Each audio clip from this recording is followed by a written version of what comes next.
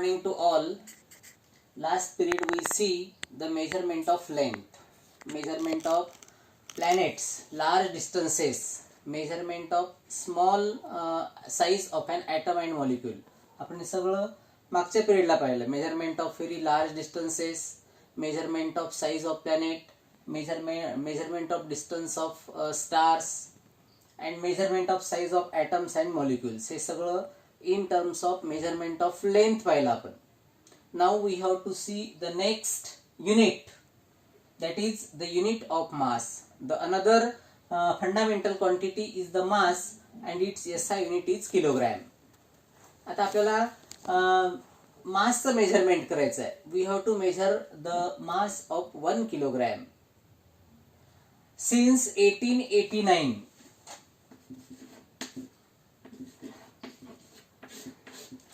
it was considered that a kilogram mass is the mass of a piece of platinum iridium.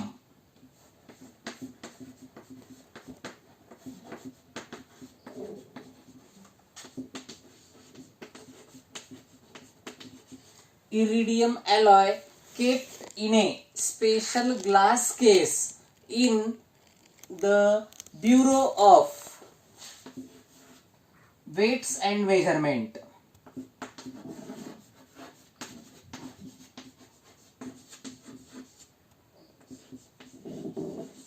International Bureau of Weights and Measures पा. म्हणजे since 1889 काय consider केलं गेलं? A kilogram mass is the mass of the piece of platinum iridium alloy kept in the fine glass tube or fine glass case in the International Bureau of Weights and Measures. म्हणजे ह्या platinum इरेडियम पीसचं जे काही weight आहे ते weight हे 1 kilogram म्हणून consider केलं गेलं. परंतु later on this definition of kilogram was modified on 20th May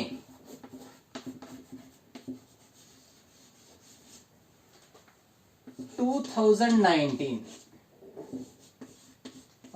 ही जी काही डेफिनेशन होती ही डेफिनेशन मॉडिफाय केल्या गेली on 20th May 2019.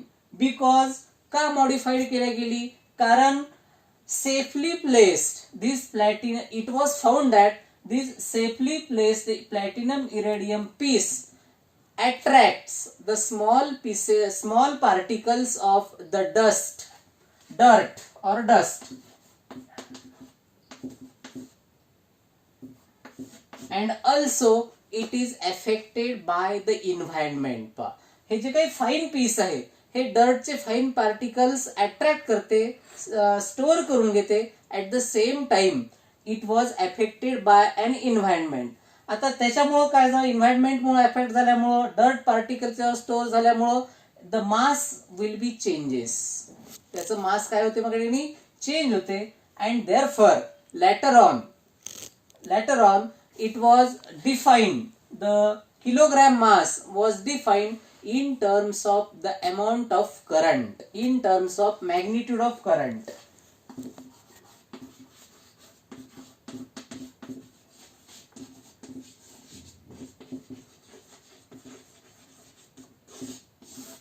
We know that the current is used to make an electromagnets पा. करंटचा यूज हा इलेक्ट्रोमॅग्नेट्स तयार करण्यासाठी यूज केला जातो. And we know that electromagnets will be used to lift heavy weights in industrial applications पा. Industries मध्ये ह्या इलेक्ट्रोमॅग्नेट्सचा यूज केला जातो. कशासाठी? To lift the heavy weights of the steel और आयर्न. स्टील किंवा आयर्नचे जे काही हेवी वेट्स आहेत ते उचलण्यासाठी याचा यूज केला जातो. ठीक आहे. आता मग 1 किलोग्राम ऑफ वेट म्हणजे काय? 1 किलोग्राम ऑफ मास म्हणजे काय पहा? 1 kilogram of mass is the amount of or the magnitude of current passed through an electromagnet. Electromagnet मधून पास केलेला amount of current used to balance one side of the balance. आपल्याकडे एक balance आहे suppose,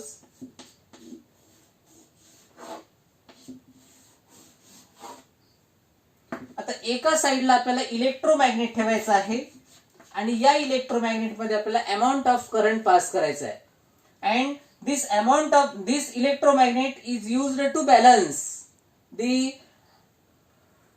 very sensitive balance, one side of the sensitive balance, to balance a standard 1 kilogram of mass.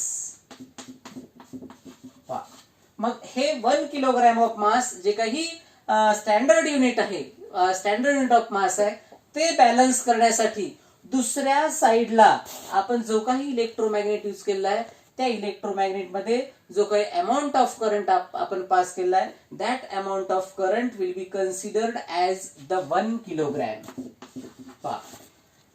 1 kilogram of mass is the magnitude of current passed through an electromagnet to balance one side of a sensitive balance to balance the other side which holds 1 kilogram of standard mass. दुसऱ्या याच्यामध्ये दुसऱ्या साइडमध्ये आपण 1 kilogram of standard mass use केलेला आहे आणि ते balance केलेलं आहे इलेक्ट्रोमॅग्नेटनी. आणि ते बॅलन्स करण्यासाठी या इलेक्ट्रोमॅग्नेट मध्ये आपल्याला किती अमाउंट ऑफ करंट, किती मॅग्निट्यूड ऑफ करंट आपल्याला पास करावा लागला, that amount of current, that magnitude of current will be considered as the 1 kilogram of mass. ही झाली definition of the unit of mass. परंतु एक लक्षात घ्या, this kilogram is not a convenient unit to measure the mass of an atoms or molecules. जे काही very fine particles आहेत, atoms आहेत किंवा मॉलिक्युल्स आहेत, ह्या ॲटम्सचा मास किंवा मॉलिक्युल्सचं मास मेजर करण्यासाठी आपण 1 किलोग्रॅम हे युनिट कन्व्हिनियंट होत नाही. अँड मग for that purpose we use atomic mass unit. आपल्याला काय यूज करायचं आहे, ॲटॉमिक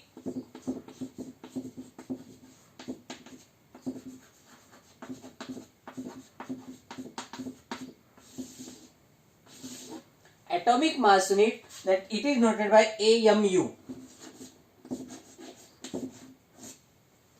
ठीक आहे, म्हणजे जे काही स्मॉल पार्टिकल्स आहेत, ॲटम्स आहेत किंवा मॉलिक्युल्स आहेत, हे मॉलिक्युल्स आणि मॉलिक्युल्सचं किंवा ॲटमचं मास मेजर करण्यासाठी आपण किलोग्रॅम यूज करू शकत नाही. Very small unit of mass will be used and that unit is atomic mass unit.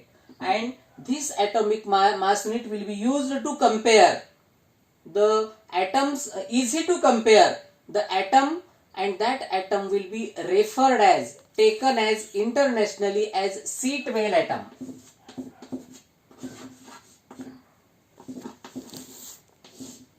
कोणता atom? Seatwell atom. And one AMU or atomic mass unit will be considered as 1/12.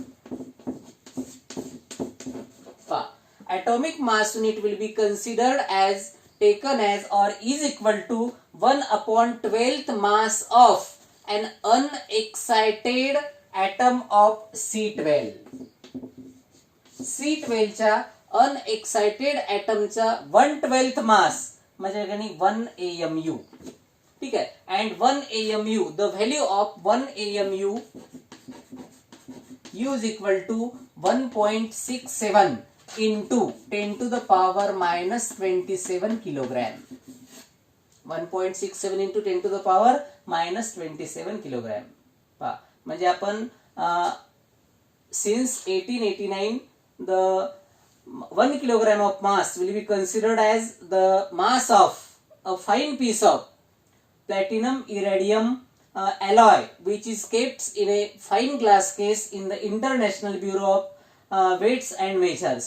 परंतु ही जी काही definition आहे, ही definition modified केली in 20th May 2019, on 20th May 2019, because these safely kept the piece of platinum iridium accepts the dirt particles and it is affected by the environment, and therefore later on the 1 kilogram of mass will be considered defined in terms of the magnitude of current. ठीक आहे. आणि त्याच्यानंतर this kilogram will be not a convenient unit to measure the very small mass, that is mass of an atom or molecules, and for that purpose we use the atomic mass unit. Atomic mass unit is the 1/12th mass of an unexcited atom of carbon 12. Carbon 12 च्या unexcited ॲटमचं 1/12th मास म्हणजे 1 AMU, and 1 AMU is equal to 1.67 into 10 to the power minus 27. This is the measurement of mass. Now we have to measure the measurement of time. Time is the next fundamental quantity. The SI unit of time is second. आपल्याला माहित आहे टाइमचं SI unit हे second आहे. तर second कसा major, जसं आपण या ठिकाणी लेंथ मीटर आपण मेजर केलं, लेंथचं एसआय युनिट आहे मीटर, मासचं एसआय युनिट आहे किलोग्रॅम. आता आपल्याला तसंच टाइमचं एसआय युनिट आहे सेकंद. आता सेकंद कसं करायचं, कसं डिटरमाइन करायचं, कसं मेजर करायचं. आता we know that for many years it was considered that the time interval of 1 solar day, 1 mean solar day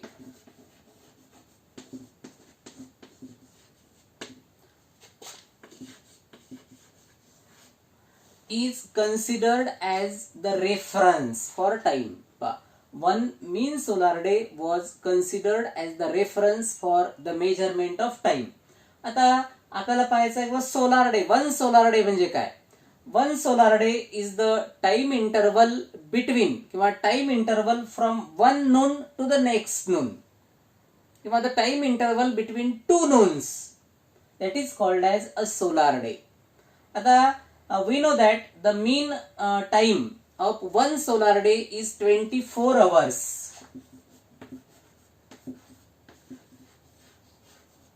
आपल्याला माहित आहे each hour will be equal to 60 minutes and each minute will be equal to 60 seconds, and therefore the time of mean solar day or 1 solar day is equal to 24 multiplied by 60 multiplied by 60 is equal to 86400 second.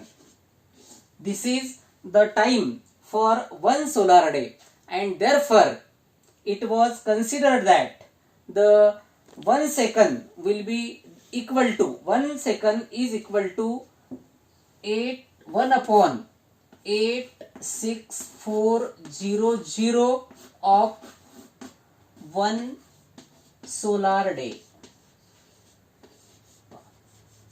म्हणजे 1 upon 86400 of 1 solar day will be considered as the second.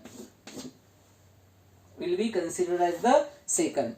But it was later found that the variation due to the rotation of the earth will be gradually slows down, and therefore this time interval also varies. अर्थचं rotation slows down झाल्यामुळं त्या ठिकाणी time interval सुद्धा या ठिकाणी काय होतो, vary होतो, and therefore the standard and in varied the time will be measured with the help of a caesium clock. कोणत्या क्लॉकनी, caesium clock.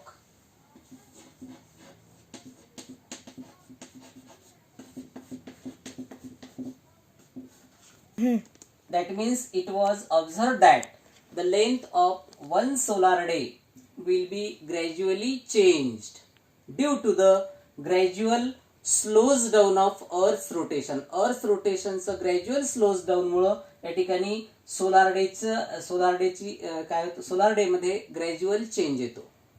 And therefore the standard unit for the measurement of, to measure the standard unit of the time, that was considered as the cesium atomic clock.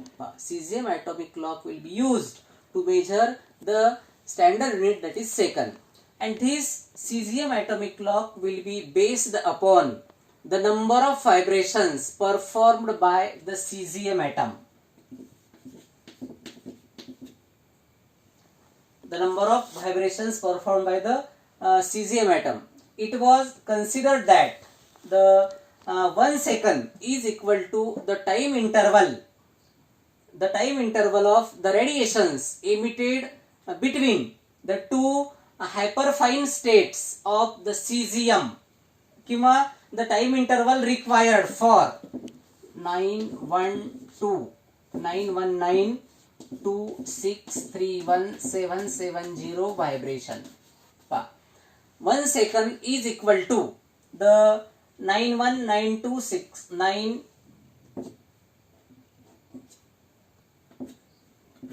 म्हणजे पहा एवढे vibrations होण्यासाठी caesium item मध्ये एवढे vibrations होण्यासाठी लागणारा जो काही टाइम इंटरवल आहे, time interval for the emission of radiations between two hyperfine states of the caesium 133 पहा means 1 second is equal to the vibrations, these number of vibrations performed during the time interval emitted by the radiations between two hyperfine states of cesium 133 will be considered as the 1 second.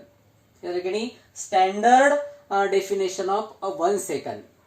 ठीक आहे, म्हणजे आपलं या ठिकाणी measurement of mass झालं, measurement of time झालं. Next period we have to see the dimensions and dimensional analysis. Thank you.